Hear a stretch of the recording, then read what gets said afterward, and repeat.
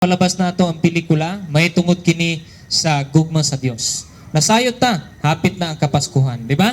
Mga bata, mga kabatanunan, kitang tanan ng mga pamilya, excited ta basta hapit na ang Pasko.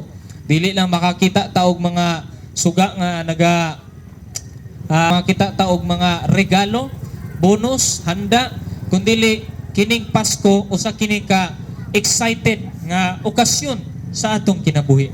Pero kining Pasko, ang tinuod nga kahulugan kini may tungod kang Hesukristo. Nakita nato dinhi kini si Hesukristo. Si Hesukristo wala mi anhi dinhi sa kalibutan kanamo. Wala mi anhi dinhi para magdala og relihiyon og simbahan para ninyo. Nga may nagbuhat natong tanan, gigugma ta pag-ayo sa Ginoo o gusto niya nga makabaton kita og relasyon kaniya. Ang problema kining atong relasyon sa Dios na daot tungod sa sala. Ningon ang Biblia sa Roma 3:23 nga ang tanan nakasala og nahilayo sa kahimayaan sa Dios. Tungod sa nahilayo kita sa kahimayaan sa Dios nga ang rason ni ining sala o resulta ni ining sala, ikaw gako napalayo ta sa Ginoo.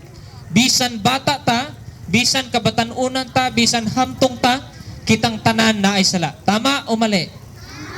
Okay, no? So at least mga bata, amin na hamtong, dili na nato kailangan mo tubag, kabalo naman po ta na. Di ba? Kitang tanan makasasala.